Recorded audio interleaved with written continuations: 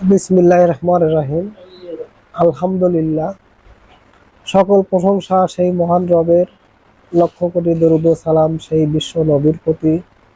আজ শুক্রবার, প্রত্যেক সপ্তাহের ন্যায় আমিরে আদম নূরের তরফ থেকে সাপ্তাহিক জলসা অনুষ্ঠিত হয়। আজও সেই জলসা সেই মহান আল্লাহ পাকের ইচ্ছায় অনুষ্ঠিত হচ্ছে। এই দিনই ধর্মের জলসার যারা ভাই এবং বোনদের প্রতি জানাই সালাম, সবার প্রতি জানাই সালাম। আসসালামু আলাইকুম ইয়া রাহমাতুল্লাহ। আমরা বর্তমান দিন ইসলাম ধর্মের অনুসারী। হযরত মুহাম্মদ সাল্লাল্লাহু আলাইহি সাল্লাম আমাদের মাঝে সেই মহান আল্লাহ পাক থেকে সেই দিন ইসলাম ধর্ম আমাদের মাঝে রেখেছেন। আর এই ধর্মটা সকল ধর্মের শ্রেষ্ঠ ধর্ম। এই দিন ইসলাম ধর্ম আমাদের মাঝে হযরত মুহাম্মদ সাল্লাল্লাহু আলাইহি সাল্লাম প্রেরণ করেছেন। আদিপিতা আদম শতুল্য থেকে মুহাম্মদ সাল্লাল্লাহু আলাইহি সাল্লাম পর্যন্ত আরো যে ধর্মগুলো এসেছিল, সেই ধর্মগুলো চাইতে এই শ্রেষ্ঠ ধর্ম এই দিন ইসলাম। আল্লাহ পাকও ঘোষণা দিয়েছেন, আল্লাহ পাকের মনোনীত এবং পছন্দনীয় ধর্ম এই দিন ইসলাম। এই মুহাম্মদ সাল্লাল্লাহু আলাইহি সাল্লাম যখন এই দিন ইসলাম ধর্মের পূর্ণ বিলে ঘোষণা দিয়েছেন, আমরা যে ধর্মকে অনুসরণ করে চলি এবং মেনে চলি, মুহাম্মদ সাল্লাল্লাহু আলাইহি সাল্লামের অতীতে যে ধর্মগুলো এসেছিলেন সেই ধর্মগুলো ছিল রাতি ইসলাম। অর্থাৎ সেই ধর্মের ভিতরে এই দ্বীনি নূর ছিল না। যদি দ্বীনি নূর থাকতো তাহলে এই মুহাম্মদ সাল্লাল্লাহু আলাইহি সাল্লামের উপরে যে ধর্ম এসেছেন দিন ইসলাম, আল্লাহর মনোনীত এবং পছন্দনীয় ধর্ম বলে, এই শেষ জামানায় মুহাম্মদ সাল্লাল্লাহু আলাইহি সাল্লামের সময় এই দ্বীনি ধর্ম এবং শ্রেষ্ঠ ধর্ম বলে আল্লাহ পাক ঘোষণা দিতেন না। কারণ এই মুহাম্মদ সাল্লাল্লাহু আলাইহি সাল্লাম আসার আগে যে ধর্মগুলো ছিল সেটা হতেছে রাতি ইসলাম ছিল।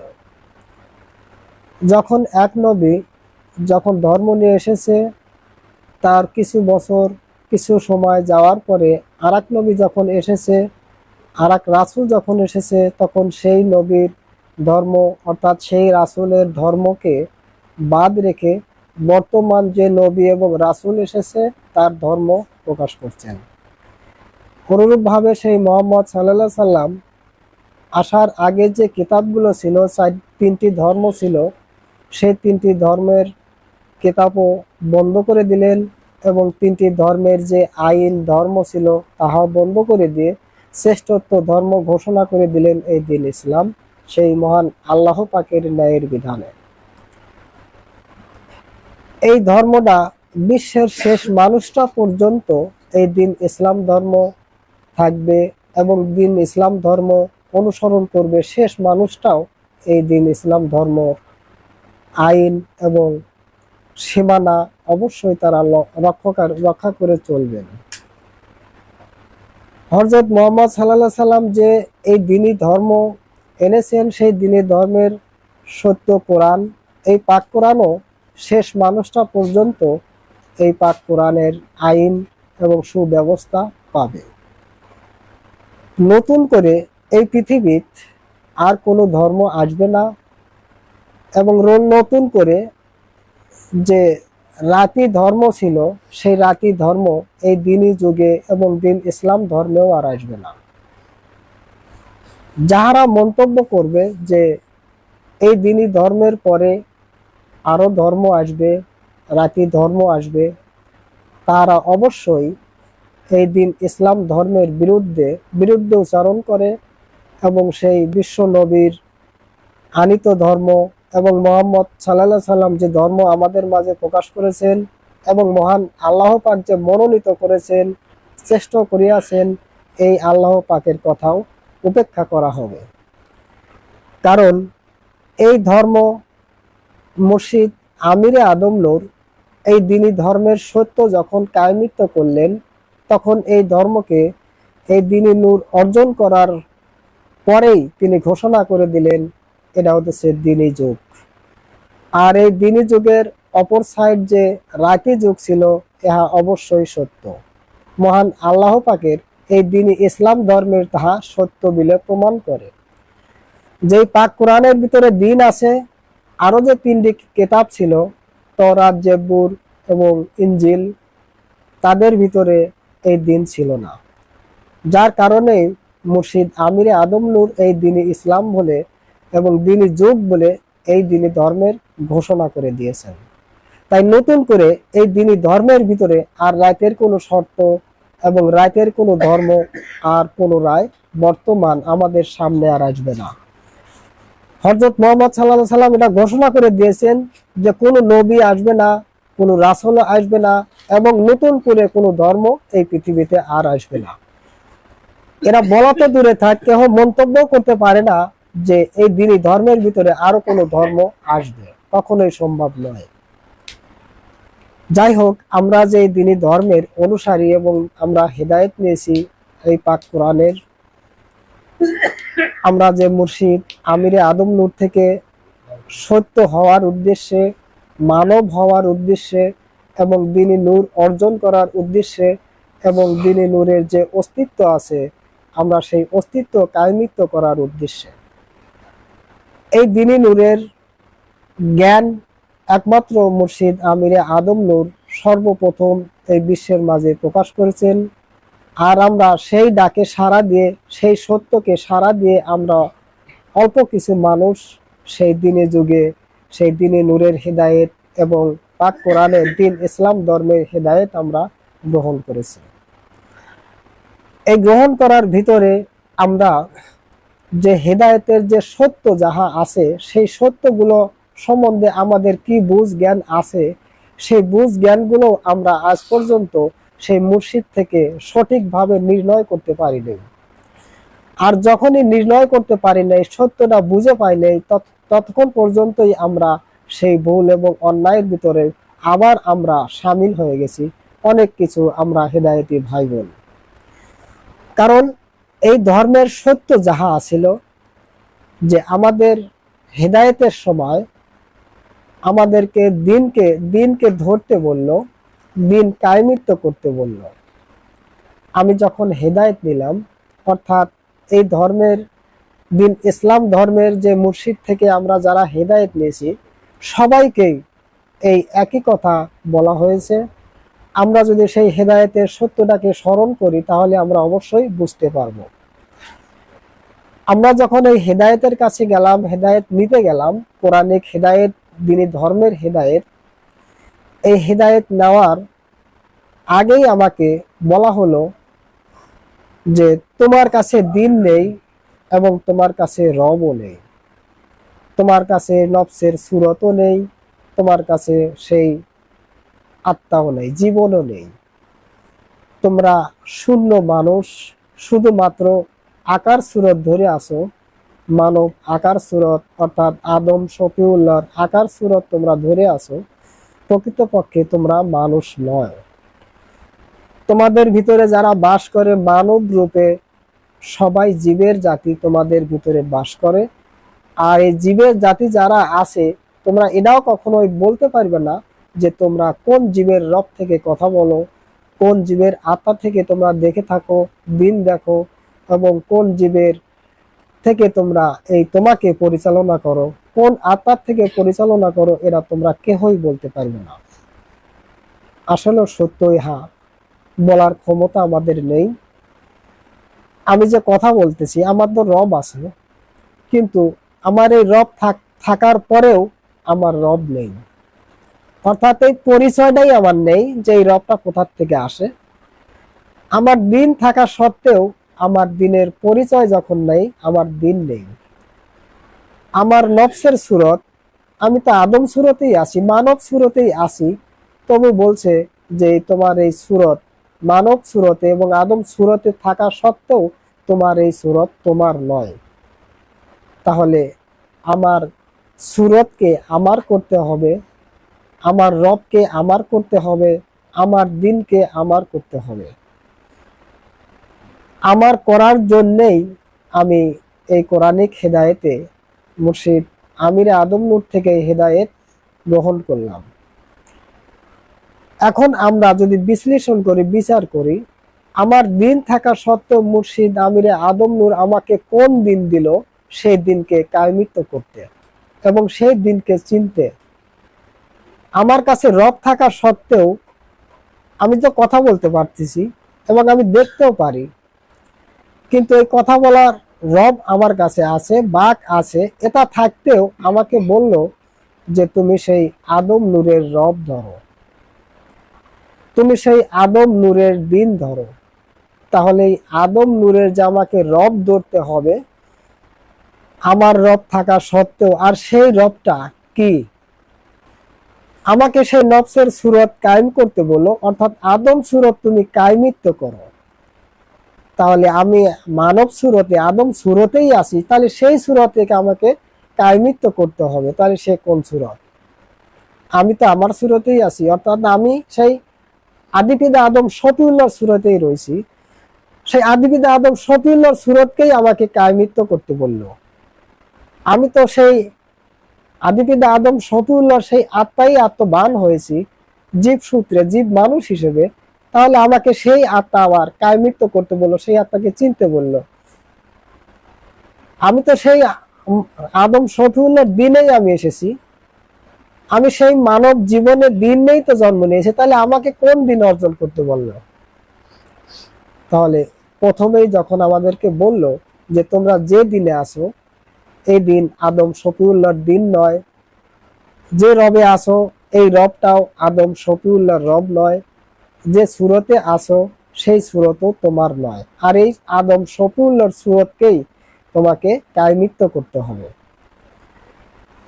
এখন বলল যে তুমি তোমাকে চেনো, তোমার আত্মাকে চেনো, তুমি তোমাকে পবিত্র করো। এখন আমি আমাকে চিনতে যাই, আমি আমাকে পবিত্র করতে চাই, তাহলে অবশ্যই এই কোরআনের আইন ব্যবস্থার ভিতরে, কোরআনের হুকুমতের ভিতর দিয়ে আমার এই অস্তিত্বকে পবিত্র করতে হবে। আর এই অস্তিত্ব পবিত্র করার ভিতরে তোমাকে দেওয়া হলো যে আদম নূর অর্জন করো, আদম দিন অর্জন করো, আদম নফস কি অর্জন করো। আসলে ওই নূর যদি আমারই থাকতো, আমারই দিন হতো, আমারই সুরত হতো, তাহলে ওরা তো আমার বলেই ঘোষণা দেওয়া হতো। তাহলে আদম শফিউল্লাহ বলে কেন আমাকে ঘোষণা দেওয়া হলো যে এই দিন রব নফস আদম শফিউল্লাহ তুমি এটা কায়েম করো? কিন্তু ওই জিনিসগুলো, ওই চারটা শর্ত যদি আমার কাছেই থাকতো তাহলে এগুলো কেন কায়েম করতে দেওয়া হলো? আমি যদি সেই আমার সুরতেই হয়ে থাকি, আমি যদি আমার আত্মবাণী হয়ে থাকি, আমি যদি আমার দিনমণি হয়ে থাকি, তাহলে আদম শফিউল্লাহর দিন রব কেন আমাকে কায়মিত্ব করতে হয়? আর আমি যদি আমার সুরতি হয়, আমি যদি আমার আত্মবান হয়ে থাকি, আমি যদি আমারই দিনবান হয়ে থাকি, তাহলে পরিচয় কেন সেই মুর্শিদ আমিরে আদম নূর, সেই আদম শফিউল্লাহর পরিচয়, জাতের পরিচয়, সন্তানের পরিচয় কেন দিল? কেন এই পরিচয়টা দিল? কারণ মুর্শিদ আমিরেরই তো সবকিছু আছে, দিন আছে, রব আছে, নফস আছে, সুরত আছে, কিন্তু এটা থাকা সত্ত্বেও মুর্শিদ আমিরে আদম নূর বলল আমি আদম দিন কায়েমকারী, আদম রব কায়েমকারী, আদম নূর কায়েমকারী, আদম সুরত কায়েমকারী।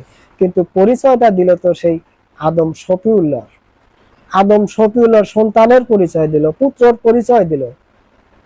তাহলে আমরা এরা যদি মনে করি যে আমি আমার সুরত কায়েম করব, আমি আমার আত্মাকে চেনব, আমি আমার দিনকে চেনব, আমি আমার রবকে চেনব, কথা সত্য এহাই। আমরা যদি এটা বুঝে থাকি যে আমি আমার সুরতকে দেখব, আমি আমার আত্মাকে দেখব, আমি আমার দিনকে দেখব, দেখে আমি আমার পরিচয় দিব, কিন্তু এই কথা যদি আমরা মনে করি, কখনোই এই কথাগুলো কখনোই সত্যতে আসবে না। কারণ প্রথমেই আমাকে দিন, রব, নফস শব্দের অর্থ দিন, রব এবং নফস থেকে আমাকে বঞ্চিত করা হয়েছে। কোনো কিছুই নাই, আমার বলতে কোনো কিছুই নাই। তাহলে আমি যা অর্জন করলাম তাহা আমার নয়, আমি যাহা অর্জন করলাম সেটা আমার নয়, কিন্তু আমার করে নেওয়ার জন্যই সেই আদম সত্য অর্জন করলাম। সেই আদম দিন অর্জন করলাম, আদম রব অর্জন করলাম, কিন্তু আমার তো নয়। তাহলে আমরা যারা ভাবি যে আমি আমাকেই পরিচয় ঘটাবো, আমি আমার পরিচয় দেব, আমি আমার দিনের পরিচয় দেব, আমি আমার রবের পরিচয় দেব, অবশ্যই এই কথাগুলো সম্পূর্ণরূপে মিথ্যা হবে।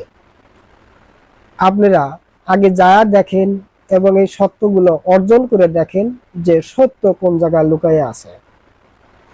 মুর্শিদ আমিরে আদম নূর বলল যে তোমরা আনা নফসে যাতে আদমের দাবি করতে পারবা, আদম শফিউল্লাহর দিনের দাবি করতে পারবা, সেই নফসে আদম শফিউল্লাহর দাবি করতে পারবে না, যে নফসের যাতে আদম দাবি করতে পারবা। কিন্তু এই কথাটা যে সত্য আছে, এই কথাটার সত্য আছে, হাকিকত আছে, এইটা আমরা এই সত্যগুলো কিভাবে আমরা অর্জন করতে পারি?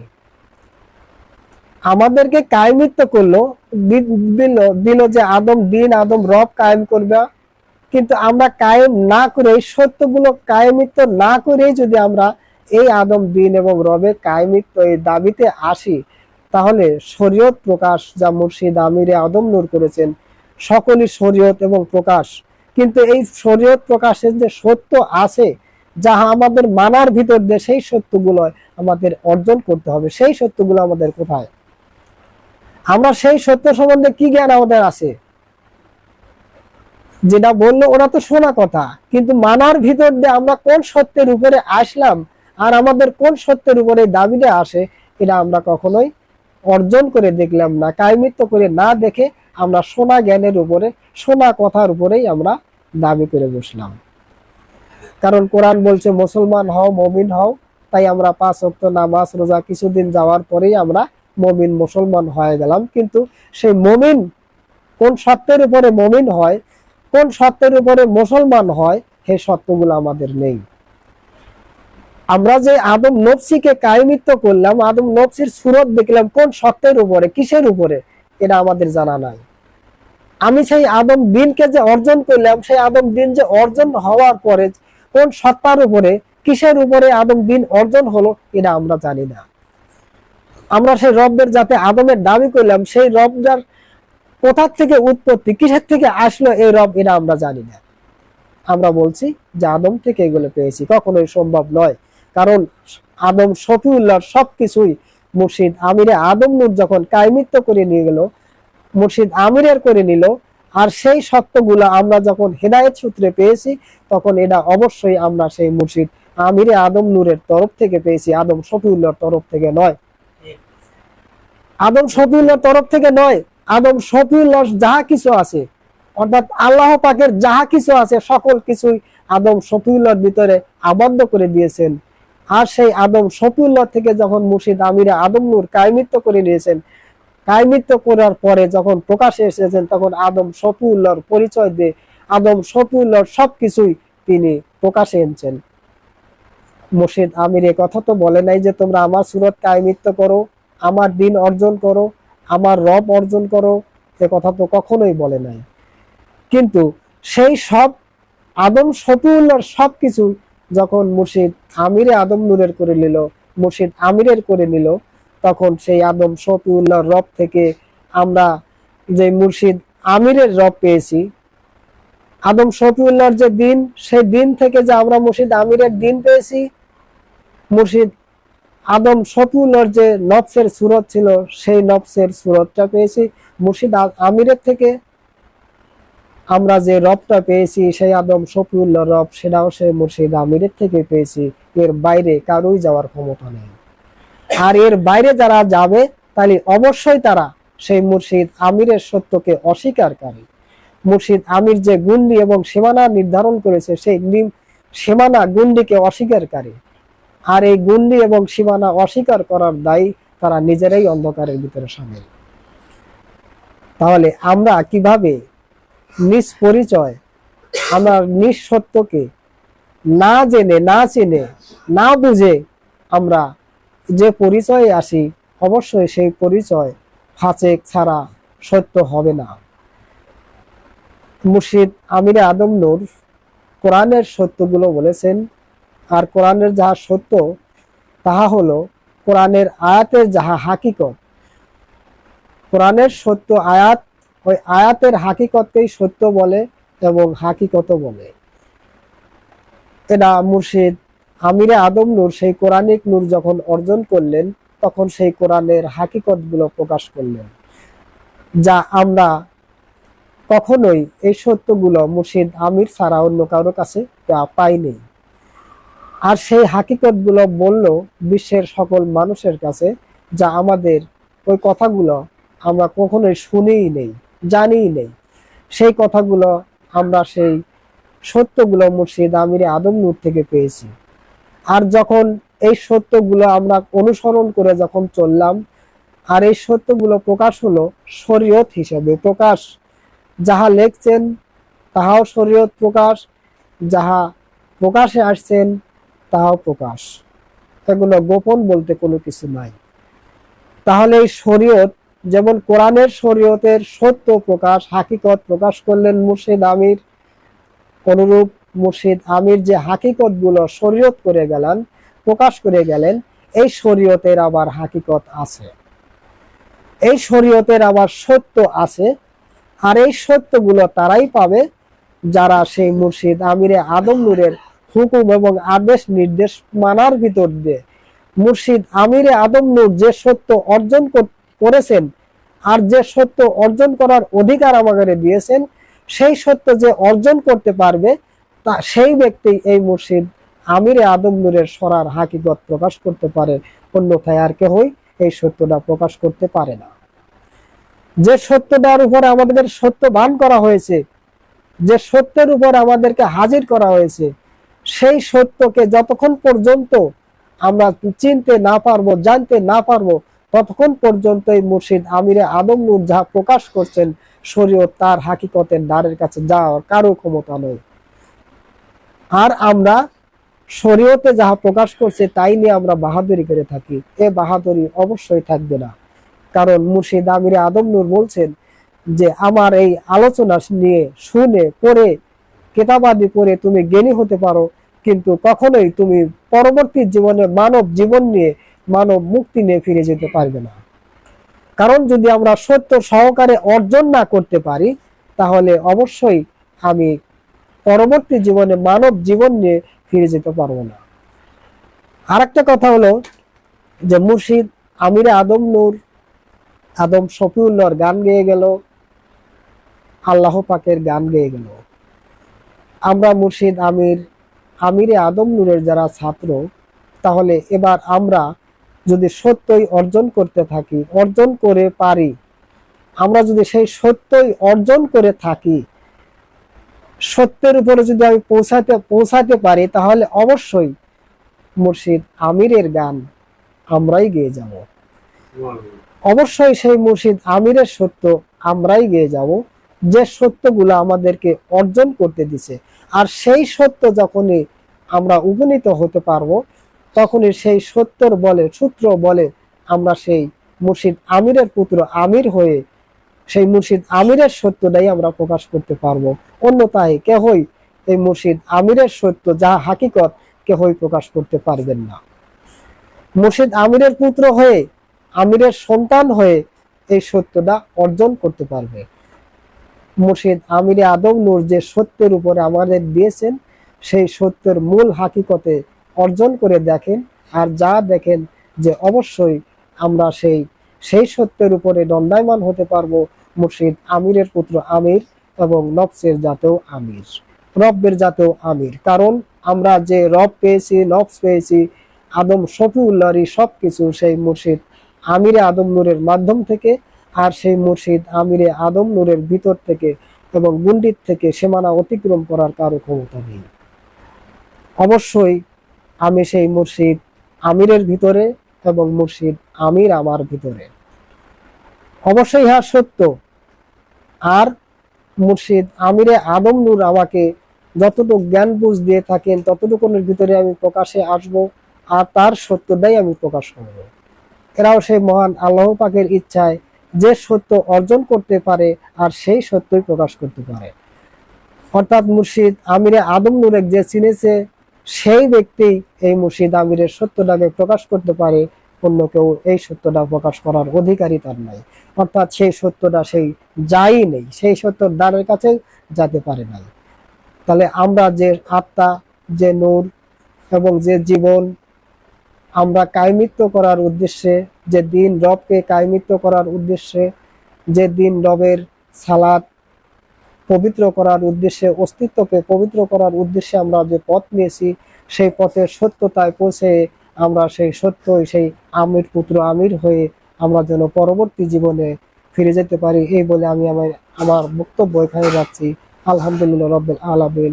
আসসালামু আলাইকুম ওয়া রাহমাতুল্লাহ।